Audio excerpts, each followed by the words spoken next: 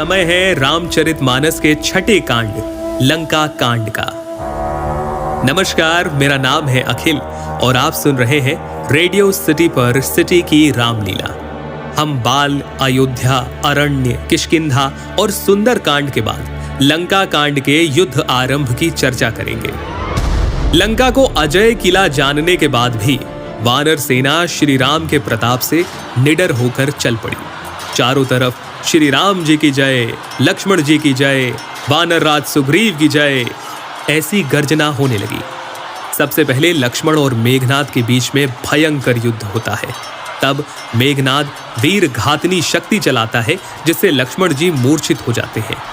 लंका के वैद्य सुषेण ने बचाव का एक ही उपाय बताया, संजीवनी बूटी। हनुमान जी संजीवनी लाकर लक्ष्मण जी को मूर्छा से वापस जगाते हैं और दूसरी तरफ रावण अपने भाई कुंभकर्ण को उठाकर सारी बात बताता है। अरे मूर्ख, जगत जननी जानकी को लाकर अब तू कल्याण चाहता है। अब आकर मुझे क्यों जगाया? हे तात, अब भी अभिमान छोड़कर श्री राम जी को भजो तो कल्याण होगा। रावण के ना मानने पर कुंभकर्ण ने भाई का साथ नहीं छोड़ा और श्री राम जी से युद्ध करते हुए वीर गति को प्राप्त हुआ।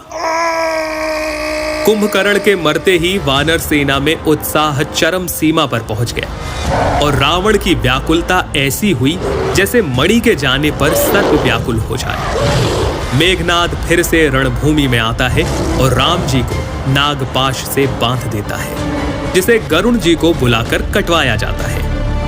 इस समय विभीषण राम जी को बताते हैं कि मेघनाद एक यज्ञ की तैयारी कर रहा है। अगर उसमें वो सफल रहा तो उसे हराना बड़ा कठिन हो जाएगा। इसके बाद वानर सेना मेघनाद के उस यज्ञ को ध्वंस करती है और युद्ध में मेघनाद का लक्ष्मण जी के हाथों उद्धार होता है।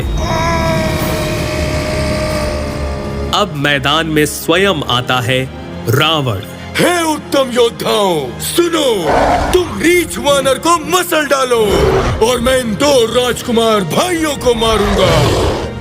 वानर सेना श्री राम के प्रताप से राक्षसों को मारने लगती है, उनकी छाती चीर डालती है। अंतड़ियां निकालकर गले में डाले वो वानर ऐसे दिखाई पड़ते हैं जैसे नरसिंह भगवान अनेकों शरीर धारण करके युद्ध में क्रीड़ा कर रहे हो। इसके बाद पहले लक्ष्मण और रावण में युद्ध हुआ। मांझी और रावण में एक एक मुक्के का युद्ध हुआ और उसके बाद श्री राम और रावण रणभूमि में आमने सामने आए। हे तपस्वी, सुनो, तुमने युद्ध में जितने योद्धाओं को जीता है, मैं उनके समान नहीं हूँ। मेरा नाम रावण है। आज मैं तुम्हें निश्चित ही काल के हवाले कर दूंगा। रावण ने खूब तरह की माया रची, परंतु भगवान ने उसके सिर और भुजाएं काट दी। रावण फिर भी नहीं मरा। तब विभीषण ने बताया कि रावण के नाभि कुंड में अमृत का निवास है।